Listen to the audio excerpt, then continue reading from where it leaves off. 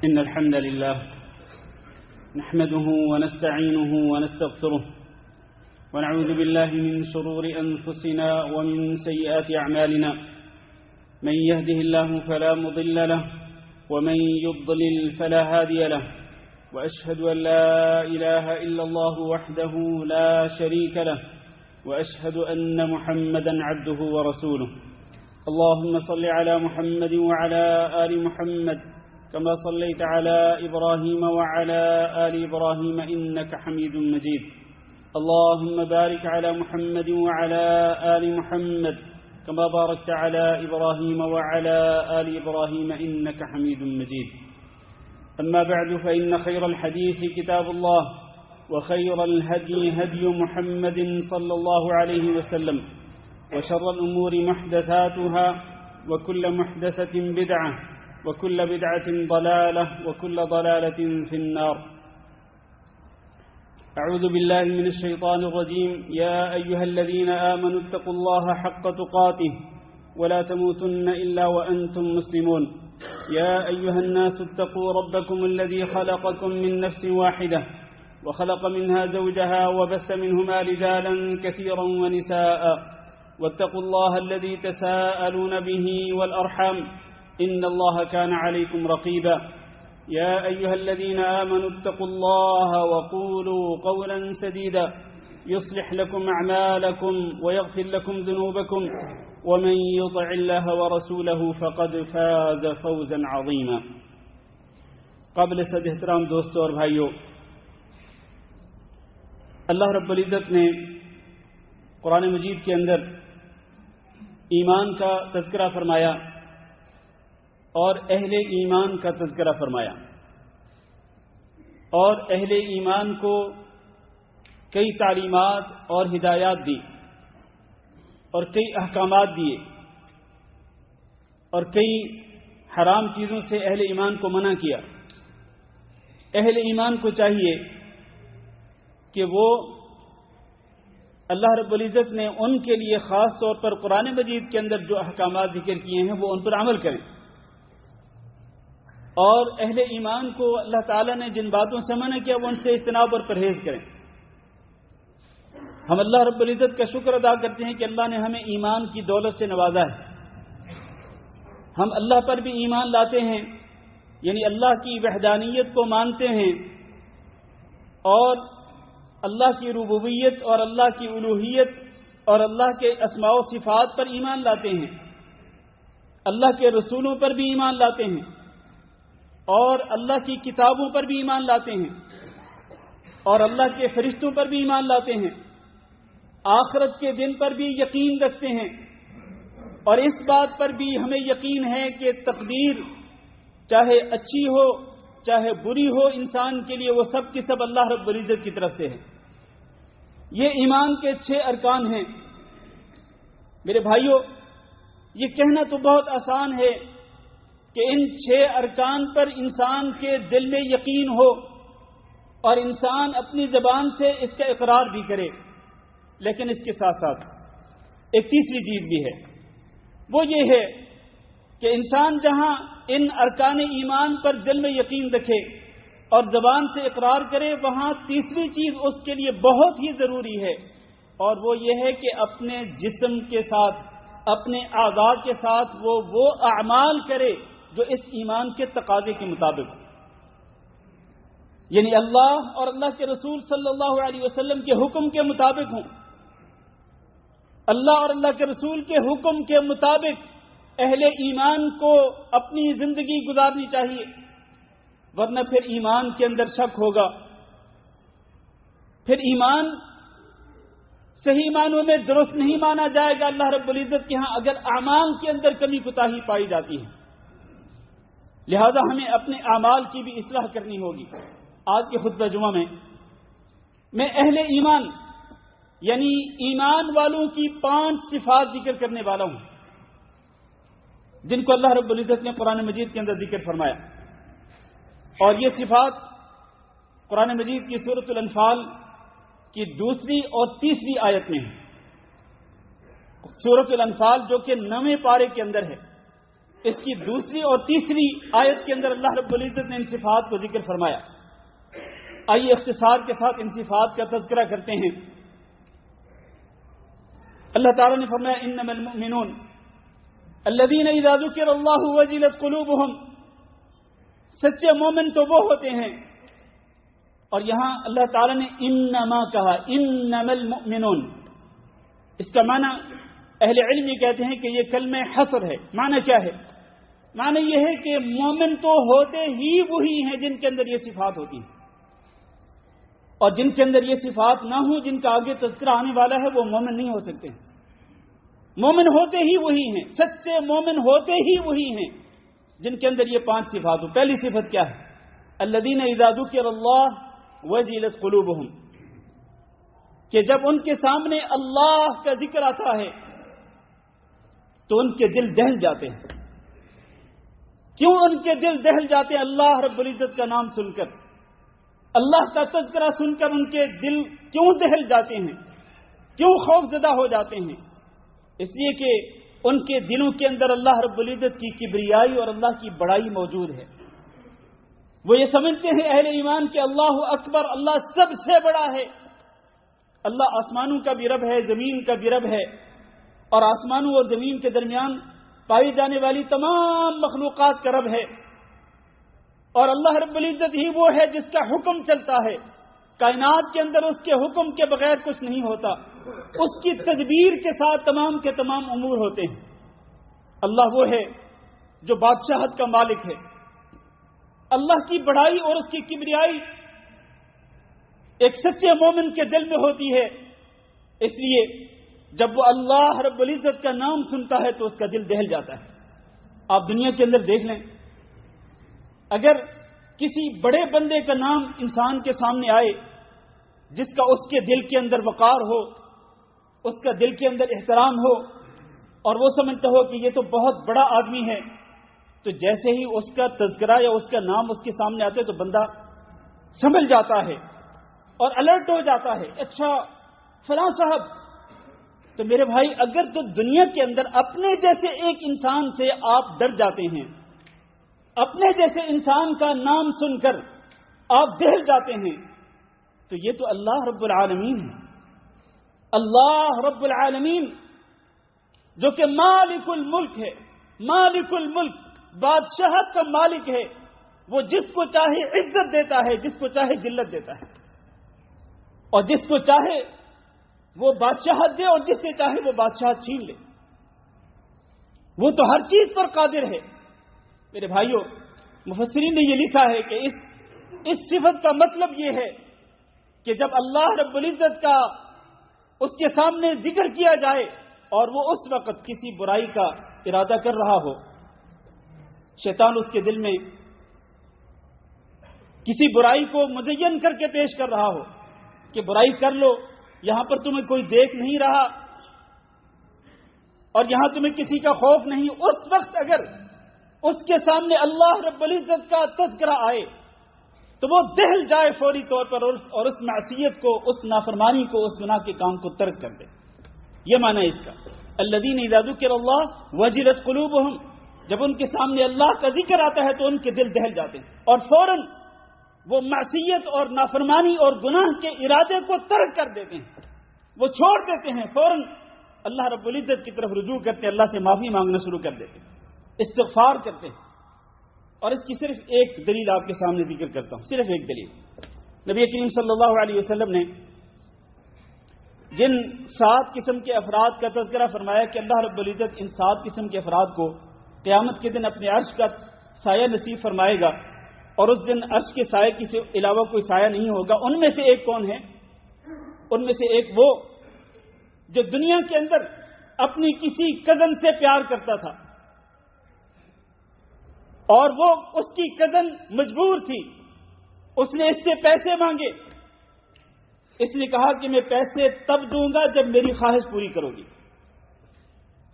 پھر وہ مجبوری کی وجہ سے وہ اس پر آمادہ ہو گئی. پھر یہ شخص اپنی کزن کے ساتھ بدکاری کرنے کے بالکل قریب پہنچ چکا تھا اور وہاں پر کوئی نہیں تھا. اچانک اس لڑکی نے کیا کہا کہا اتق اللہ، اللہ تعالی سے ڈرو۔ اس نے جیسے ہی اللہ کا نام سنا، اس نے بدکاری اور زنا کا ارادہ ترک کر دیا اور کہا کہ میں نے تمہیں جو پیسے دیے ہیں نا وہ بھی تمہارے ہیں۔ تو جو شخص برائی کرتے وقت یعنی برائی کے بالکل قریب پہنچ چکا ہو اور عین اس وقت اگر اس کو اللہ کی یاد دلائی جائے، اس کا دل دہل جائے اور وہ اس برائی کو چھوڑ دے، گناہ کے ارادے کو ترک کر دے، یہ وہ چیز ہے اور یہ وہ انسان ہے کہ جس کو اللہ تعالیٰ قیامت کے دن اپنے عرش کا سایہ نصیب فرمائے گا۔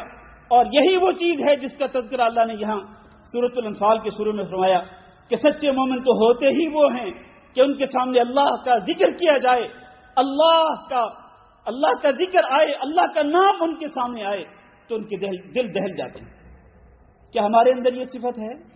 ہمیں یہ سوچنا پڑے گا، ہمیں جائزہ لینا پڑے گا۔ دوسری صفت، بات مختصر کرتا ہوں، وَإِذَا تُلِيَتْ عَلَيْهِمْ آيَاتُهُ زَادَتْهُمْ ایمانا۔ سچے مومن تو ہوتے ہی وہ ہیں کہ ان پر جب اللہ رب العزت کی آیات کو پڑھا جاتا ہے تو ان کے ایمان میں اضافہ ہو جاتا ہے، ایمان کے اندر بڑھوتری ہوتی ہے، ایمان تر و تازہ ہو جاتا ہے اس کا، اللہ کی آیات کو سن کر اس کا ایمان تر و تازہ ہو جاتا ہے، ایمان مضبوط ہوتا ہے، کیونکہ جب وہ اللہ کی آیات کو سنتا ہے تو اس کے دل کے اندر عمل کرنے کا، اللہ کی آیات پر عمل کرنے کا جذبہ پیدا ہوتا ہے، اور وہ جب عمل کرتا ہے تو اس عمل کے ذریعے اس کے ایمان میں اضافہ ہو جاتا ہے۔ آپ کبھی تجربہ کر لیں، آپ نماز پڑھنے کے لیے آتے ہیں، اگر تو آپ واقعتاً نماز اس طرح پڑھیں جس طرح اللہ نے حکم دیا اور جس طرح اللہ کے رسول صلی اللہ علیہ وسلم نے نماز پڑھنے کا حکم دیا، اگر آپ واقعتاً اسی طرح سے نماز پڑھ کے جب مسجد سے باہر نکلیں گے آپ کے ایمان کا لیول بلند ہو چکا ہوگا۔ نماز پڑھنے سے پہلے ایمان کا جتنا لیول تھا نا اس سے کہیں بلند ہو چکا ہوگا۔ اس نماز کی وجہ سے آپ کے ایمان کے اندر اضافہ ہو گیا اور آپ کے ایمان کا لیول بڑھ گیا۔ اور ایمان کے اندر کمی بیشی ہوتی رہتی ہے، ایمان کے اندر کمی بیشی ہوتی رہتی ہے، کبھی ایمان اوپر چلا جاتا ہے، کبھی ایمان نیچے چلا جاتا ہے، نیک اعمال کے ساتھ ایمان اوپر چلا جاتا ہے اور گناہوں کے ساتھ، نافرمانیوں کے ساتھ، برائیوں کے ساتھ ایمان کا لیول گرتا چلا جاتا ہے، حتیٰ کہ اس حد تک انسان کے ایمان کا لیول گر جاتا ہے کہ برائیاں کرتے کرتے کرتے اس کا دل جو ہے وہ مکمل طور پر کالا سیاہ پڑ جاتا ہے، زنگ آلود ہو جاتا ہے اور پھر اس پر کوئی چیز اثر نہیں کرتی۔ پھر بے شک آپ اس کو قرآن مجید کی آیتیں سنائیں، جو مرضی اس کو بعد و نصیحت کرے اس پہ اثر نہیں ہوگا، کیونکہ دل ہی کالا سیاہ پڑ چکا ہے۔ تو یہ معنی ہے اذا تلیت علیہم آیاتہ زادتہم ایمانا۔ اور یہاں بھی آپ ذرا جائزہ لیں اپنا، جب آپ قرآن مجید سنتے ہیں یا پڑھتے ہیں، آپ قرآن مجید کی خود تلاوت کریں یا قرآن مجید کی تلاوت سنیں، اس وقت آپ کے ایمان کا کیا حال ہوتا ہے؟ کیا آپ کا ایمان جو ہے وہ بڑھ رہا ہوتا ہے؟ ایمان کا لیول جو اوپر جا رہا ہوتا ہے یا پھر ایسے ہے جیسے کہ ایک کان سے آپ نے سنا، دوسرے کان سے آپ نے نکال دیا اور آپ پر کچھ بھی اثر نہیں ہوا، تو اس کا مطلب یہ ہے کہ آپ سچے مومن نہیں ہیں۔ اور آپ نے دیکھا ہوگا کئی لوگ جو موسیقی کے دل دادا ہوتے ہیں، شوقین ہوتے ہیں، موسیقی جب بجتی ہے، ان کی پسند کا جب گانا چل رہا ہوتا ہے تو وہ بڑے جناب وہ بہت ہی شوق کے ساتھ وہ سن رہے ہوتے ہیں، وہ مگن ہو جاتے ہیں اس موسیقی کے اندر، کیونکہ موسیقی سے محبت ہے۔ اور کیا اتنی ہی محبت جتنی موسیقی کے ساتھ ہے، اور جہاں پر آپ اپنا سر دھن جاتے ہیں اور اپنا شوق کا اظہار کرتے ہیں اور خوشی کا اظہار کرتے ہیں، وہ اتنا ہی شوق کیا قرآن مجید کی آیات کو سن کر ہوتا ہے؟ اتنے ہی ایمان کے اندر اضافہ ہوتا ہے آپ کو؟ یہاں اس کا بھی آپ کو جائزہ لینا چاہیے۔ آگے بڑھتے ہیں، اذا ذکر اللہ وجلت قلوبهم واذا تلیت علیہم آیاتہ زادتہم ایمانا وعلی ربہم یتوکلون۔ یہ تیسری صفت ہے کہ سچے مومن تو ہوتے ہی وہ ہیں جو اپنے رب پر ہی توکل کرتے ہیں، اپنے رب پر ہی بھروسہ کرتے ہیں، اپنی جاب پہ بھروسہ نہیں کرتے، اپنی نوکری پہ، اپنے بزنس پہ یا اپنے کسی بھی روزگار کا اس کا جو بھی سورس ہے اس پر وہ توکل نہیں کرتے، بھروسہ نہیں کرتے، بلکہ وہ توکل کرتے ہیں تو اللہ رب العزت پہ کرتے ہیں کہ اللہ رب العزت نے ہی مجھے یہاں سے رزق دینا ہے، وَمَن يَتَوَكَّلْ عَلَى اللَّهِ فَهُوَ حَسْبُهُ، جو شخص اللہ پہ توکل کر لیتا ہے، بھروسہ کر لیتا ہے، اللہ اس کو کافی ہو جاتا ہے۔ الیس اللہ بکاف عبدہ، کیا اللہ اپنے بندے کو کافی نہیں ہے؟ اللہ جانتا ہے کہ میرے بندے کی ضروریات کیا ہیں اور میرا بندہ اس وقت کن مشکلات کے اندر پھنسا ہوا ہے۔ اگر اللہ کا بندہ اللہ کے سامنے سر بسجود ہو کر اللہ کی بارگاہ میں گڑ گڑائے، روئے، اللہ سے معافیاں مانگے، اللہ سے اپنی حاجات کو پورا کرنے کا سوال کرے، اللہ سے اپنی مشکلات کو ٹالنے کا سوال کرے، اللہ پہ ہی بھروسہ کرے کہ میرا اللہ ہی میری تمام ضرورتوں کو پورا کر سکتا ہے، میرا اللہ ہی میری تمام کی تمام مشکلات کو دور کر سکتا ہے، جو اس طرح اللہ پہ بھروسہ کر لیتا ہے فہو حسبہ، اللہ اس کو کافی ہو جاتا ہے، پھر اس کو کائنات کی کسی طاقت کی ضرورت نہیں ہے۔ لیکن یاد رکھنا میرے بھائیوں، توکل کرنے کا یہ معنی نہیں کہ آپ اپنے گھر کے اندر ہاتھ پہ ہاتھ باندھ کے بیٹھ رہے ہیں، ہاتھ پہ ہاتھ باندھ کے بیٹھ جائیں اور یہ کہیں کہ جو اللہ نے میرے لیے رزق لکھا ہے نا وہ خود چل کے میرے پاس آئے گا۔ اور میرے بھائیوں، اس طرح چھت پھاڑ کے کبھی رزق نہیں آئے گا آپ کے پاس۔ آپ باہر نکلیں گے، آپ تگ و دو کریں گے، محنت کریں گے، کیونکہ توکل کے اندر اسباب کو اختیار کرنا بھی شامل ہے۔ اسباب اختیار کریں لیکن بھروسہ آپ اللہ رب العزت پہ کریں کہ یہ جو ایک ذریعہ، ایک سبب میں اختیار کر رہا ہوں روزی کمانے کے لیے، مجھے یہاں سے رزق اللہ رب العزت نے ہی دینا ہے۔ اللہ چونکہ رزاق ہے، ان اللہ هو الرزاق ذو القوة المتین، اس لیے اللہ نے ہی میری ضرورتیں پوری کرنی۔ وہ حدیث کے اندر ہے کہ اگر تم لوگ اس طرح توکل کر لو اللہ پہ جس طرح توکل کرنے کا حق ہے، تو اللہ تعالیٰ تمہیں بھی اسی طرح سے رزق دے گا جس طرح پرندوں کو رزق دیتا ہے۔ پرندے صبح سویرے اپنے گھونسلوں سے نکلتے ہیں تو خالی پیٹ ہوتے ہیں، واپس لوٹتے ہیں تو پیٹ بھر کے لوٹتے ہیں۔ بالکل اسی طرح سے آپ کا توکل اللہ رب العزت پہ ہونا چاہیے۔ چوتھی صفت، الذین یقیمون الصلاۃ، سچے مومن تو وہ ہوتے ہیں کہ جو نمازیں پابندی کے ساتھ پڑھتے ہیں، نمازوں کے اندر غفلت اور سستی نہیں کرتے، پابندی کے ساتھ پانچوں نمازیں پڑھتے ہیں۔ مرد ہیں تو وہ باقاعدہ مسجدوں کے اندر، اللہ کے گھروں کے اندر آ کر وہ باجماعت نمازیں پڑھنے کا اہتمام کرتے ہیں، اس لیے کہ باجماعت نماز پڑھنا جمہور اہل علم کے نزدیک واجب ہے۔ اور نبی کریم صلی اللہ علیہ وسلم کے ارشاد گرامی ہے کہ جو شخص اذان کی آواز سنے اور پھر وہ اذان کی آواز پہ لبیک کہتے ہوئے وہ مسجد کے اندر آ کے نماز نہ پڑھے، بغیر شرعی عذر کے اگر وہ گھر میں نماز پڑھتا ہے یا اپنی کمپنی میں یا اپنے روم کے اندر نماز پڑھتا ہے تو اس کی نماز نہیں ہوتی۔ فلا صلاۃ لہ، یہ حدیث کے الفاظ ہیں۔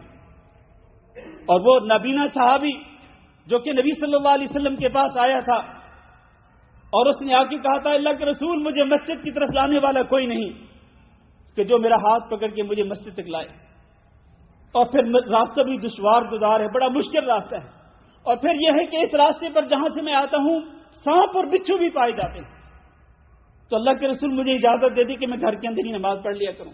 اللہ کے رسول نے فرمایا کہ کیا تم حی علی الصلاۃ اور حی علی الفلاح کی آواز سنتے ہو؟ کہا سنتا ہوں۔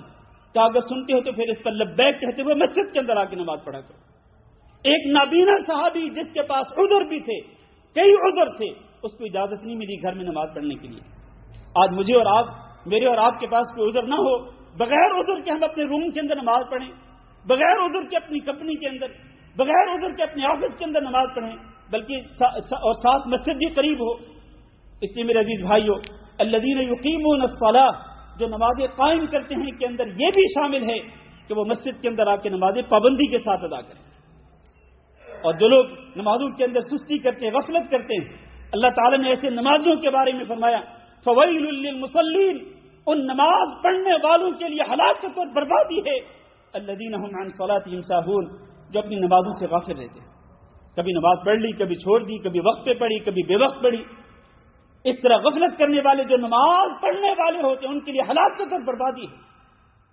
اس لیے ہمیں الذین یقیمون الصلاۃ، نمازیں پابندی کے ساتھ پڑھنے والے جو لوگ ہیں، جو سچے مومن ہیں، ہمیں انہی کے اندر اپنے آپ کو شامل کرنا چاہیے۔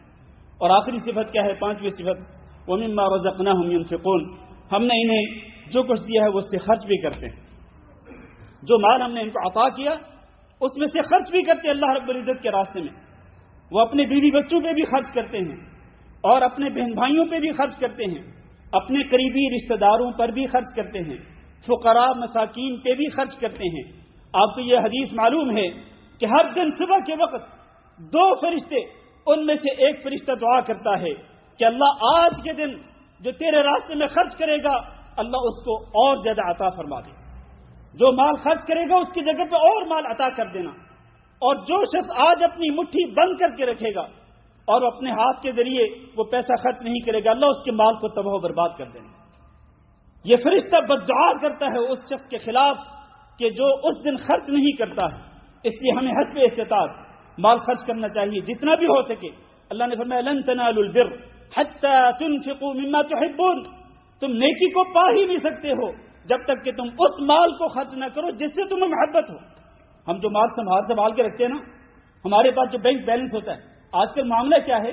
معاملہ یہ ہے, پوچھا جاتا ہے, ہم سے سوال کیا جاتا ہے کہ ہمارے اکاؤنٹ میں جو سود کا پیسہ آتا ہے کیا ہم یہ سود کا پیسہ فقیروں مسکینوں پر خرچ کر سکتے ہیں؟ اور اللہ کے بندے, آپ فقیروں مسکینوں پر کون سا مال خرچ کریں گے؟ وہ مال خرچ کریں جو آپ کے لیے حلال ہے, کیونکہ اللہ رب العزت پاک ہے اور اللہ پاک مال کو ہی قبول کرتا ہے. کیا فقیروں مسکینوں کو دینے کے لیے, لوگوں کی بیٹیوں کی شادیاں کرانے کے لیے آپ کے پاس حرام کا پیسہ رہ گیا ہے؟ سود کا پیسہ آپ کے پاس رہ گیا؟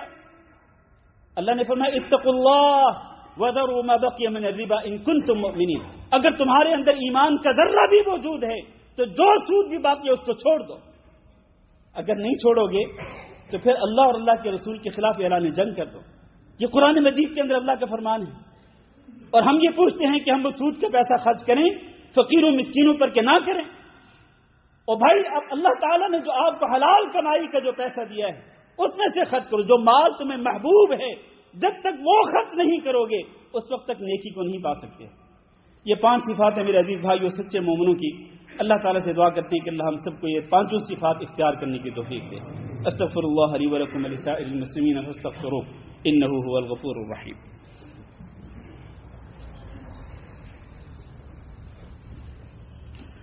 ان الحمد لله نحمده ونستعينه ونستغفره ونعوذ بالله من شرور انفسنا ومن سيئات اعمالنا من يهده الله فلا مضل له ومن يضلل فلا هادي له واشهد ان لا اله الا الله وحده لا شريك له واشهد ان محمدا عبده ورسوله. اللهم صل على محمد وعلى آل محمد كما صليت على إبراهيم وعلى آل إبراهيم إنك حميد مجيد. اللهم بارك على محمد وعلى آل محمد كما باركت على إبراهيم وعلى آل إبراهيم إنك حميد مجيد. أما بعد. عزیز بھائیو اور دوستو, اللہ تعالیٰ نے سورۃ الانفال کے شروع میں سچے مومنوں کی جو 5 صفات ذکر فرمائیں, آپ نے ان کا تذکرہ میری زبانی سنا. اب ان سچے مومنوں کے لیے ہے کیا جو یہ 5 صفات اختیار کرتے ہیں اور ان پر عمل کرتے ہیں؟ ان کے لیے ہے کیا؟ ان کے لیے 3 چیزیں ہیں.